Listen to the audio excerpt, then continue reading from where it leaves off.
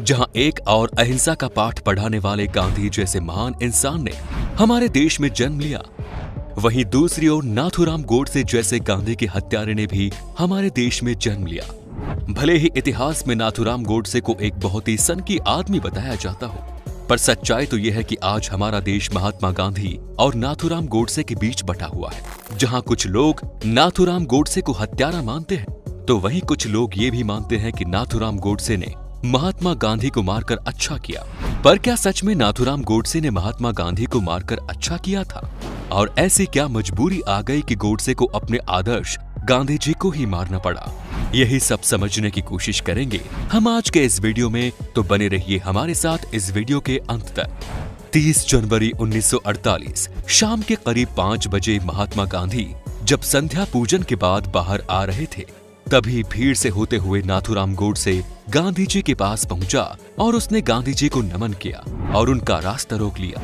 ये सब देखकर गांधी जी की बेटी मनु ने गोडसे को साइड हटने के लिए कहा, पर फिर भी नाथूराम गोडसे यहाँ से नहीं हटा और उसने गांधी जी को धक्का दे दिया। जिसके बाद कोई कुछ समझ पाता उससे पहले ही नाथूराम गोडसे ने अपने पास छुपा रखी एक पिस्टल को निकाला और गांधी जी के सीने पर लगातार 3 गोलियां दाग दी, जिससे गांधी जी लहूलुहान हो गए।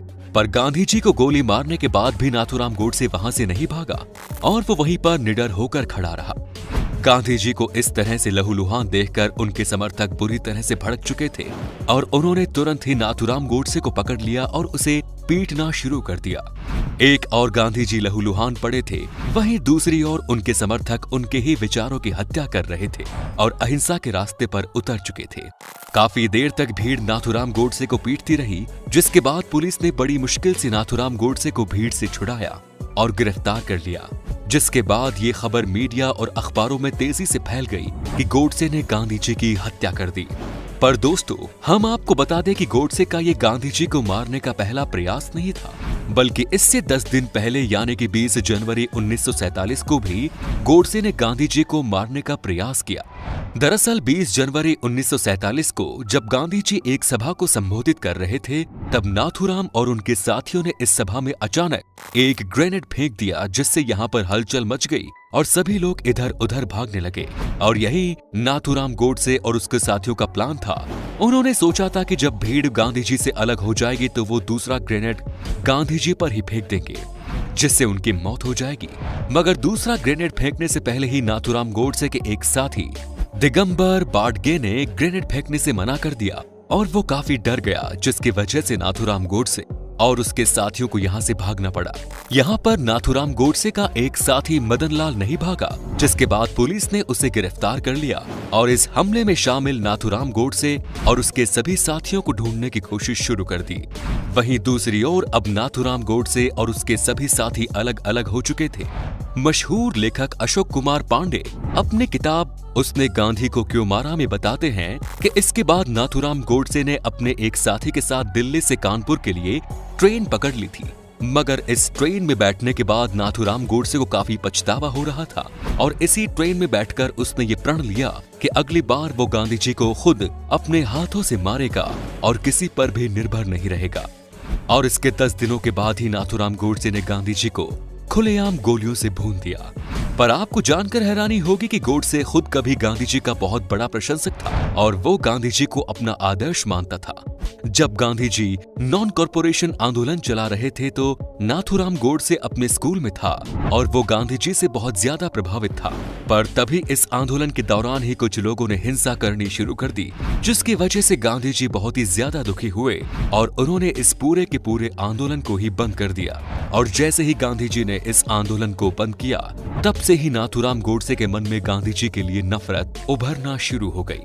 जब गोडसे को गिरफ्तार किया गया तो कोर्ट में पेश होते ही उससे पूछा गया कि आखिर उसने महात्मा गांधी को क्यों मारा, तो इसके जवाब में उसने कहा था कि गांधी जी को मारने के उसके पास कई वजह थी। गोडसे के अनुसार गांधी जी ने हमेशा ही देश के हिंदुओं के साथ नाइंसाफी की थी और वो हमेशा ही मुस्लिमों के हितों में ही फैसले लेते थे।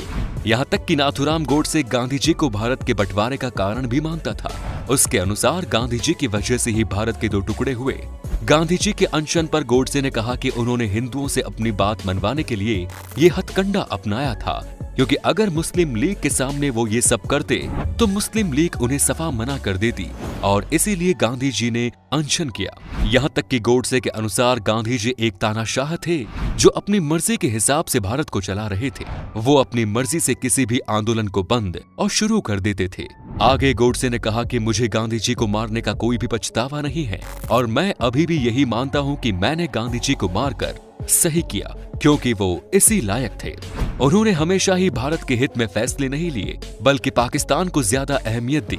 कोर्ट में गोडसे ने कहा कि मैंने गांधी जी को मारकर कोई गलत काम नहीं किया, बल्कि गांधी जी को मारकर मैंने देश पर एक बहुत बड़ा उपकार किया है। और आज जो लोग गोडसे को एक देशभक्त के रूप में मानते हैं वो सभी लोग इन सभी विचारधाराओं पर ही विश्वास करते हैं और आए दिन वो लोग गोडसे के विचारधारा पर चर्चा करते हैं और इन्हें फैलाने की कोशिश करते हैं। पर दोस्तों, हम आपको बता दें कि जिस तरह नाथूराम गोडसे गांधी जी और कांग्रेस को भारत के विभाजन का कारण समझता था, ऐसा बिल्कुल भी नहीं था, बल्कि देश के विभाजन का सुझाव देने वाले गांधी या फिर जिन्ना नहीं बल्कि गोडसे के ही राजनीतिक गुरु थे। गांधी जी तो आखिर तक विभाजन के खिलाफ थे और उन्होंने बहुत प्रयास किया था कि इस विभाजन को रोकने का। उन्होंने हर बार एक अटूट भारत की ही बात कही और भारत को विभाजित ना करने को लेकर मुस्लिम लीग के नेताओं से बातचीत करने की भी कोशिश की और उन्हें काफी मनाया भी, मगर जिन्ना गांधी जी की किसी भी बात पर राजी नहीं हुए और उन्होंने डायरेक्ट एक्शन डे लॉन्च कर दिया, जिसके बाद देश भर में दंगे हुए, जिसकी वजह से गांधी जी को जिन्ना की बात माननी ही पड़ी और भारत के 2 टुकड़े करने पड़े।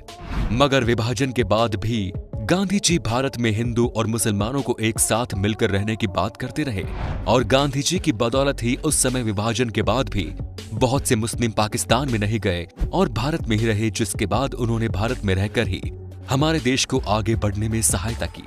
रही बात गांधी जी के नॉन कॉरपोरेशन आंदोलन को बंद करने की, तो ये गांधी जी का एक सही फैसला था, क्योंकि इस आंदोलन को इसीलिए शुरू किया गया था ताकि लोग अहिंसा के साथ अंग्रेजों के सामने अपनी मांग को रख सके। लेकिन जब इस आंदोलन के दौरान हिंसा भड़कने लगी तो फिर इस आंदोलन के मुख्य उद्देश्य को ही ठेस पहुंची और इसीलिए गांधी जी को इस आंदोलन को बंद करना पड़ा। मगर ऐसा बिल्कुल भी नहीं है कि इस आंदोलन को बंद करने के बाद गांधी जी अंग्रेजों के सामने झुक गए थे। इसके बाद भी गांधी जी ने बहुत से ऐसे आंदोलन किए जिसमें वो अंग्रेजों के सख्त खिलाफ थे। जो लोग गांधी को हिंदू विरोधी बताते हैं वो इस बात से अनजान हैं कि उस समय गांधी जी सभी धर्मों को भारत में एक समान हक दिलाने पर काम कर रहे थे और वो पिछड़े वर्ग के लोगों को समान अधिकार दिलाना चाहते थे। गांधी जी चाहते थे कि भारत में सभी धर्मों के लोग मिलजुल कर रहें और पिछड़े वर्ग के लोग भी समाज में सर उठाकर जी सके।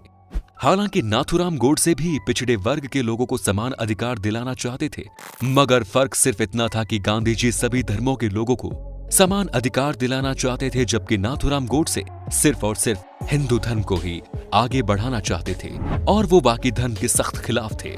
पर गांधी जी सभी धर्मों को लेकर एक थे और इसी वजह से कुछ लोग उन्हें हिंदू विरोधी भी कहते थे और उनके जीवन पर भी सवाल उठाते हैं। गांधी जी का जीवन भी इतना साफ सुथरा नहीं था कि लोग उन पर सवाल न उठाएं। गांधी जी ने भी कई ऐसे फैसले लिए जो उन्हें नहीं लेने चाहिए, लेकिन गांधी जी के इन फैसलों की वजह से क्या उनकी हत्या कर देने का फैसला सही था? करने के बाद नाथूराम गोडसे को भी फांसी की सजा सुनाई गई, जिसे गांधी परिवार के कुछ लोगों ने वापस करने की अपील भी की, लेकिन कोर्ट ने उनकी अपील को बर्खास्त कर दिया और नाथूराम गोडसे को फांसी की सजा दे दी गई। इस केस में मुख्य जज जी.डी. गोसला के अनुसार गांधी जी को मारने के बाद नाथूराम गोडसे को अपने अंतिम दिनों में इस बात का पछतावा भी हो गया था कि उसने गांधी जी को मारकर सही नहीं किया। नाथूराम गोडसे को फांसी पर चढ़ाने के बाद आरएसएस पर भी बैन लगा दिया गया। हालांकि आरएसएस ने कहा कि नाथूराम गोडसे ने सन 1930 में ही आरएसएस की सदस्यता छोड़ दी, पर नाथूराम गोडसे के भाई ने आरएसएस पर आरोप लगाते हुए कहा कि नाथूराम गोडसे के अंतिम दिनों में आरएसएस ने उन्हें अकेला छोड़ दिया। हालांकि पूरी सच्चाई तो कोई भी नहीं जानता और ये हमने आपको जो कुछ बताया है ये इतिहास में लिखा हुआ है। फिर भी आप इसके बारे में क्या सोचते हैं? कमेंट्स में जरूर बताएं। धन्यवाद।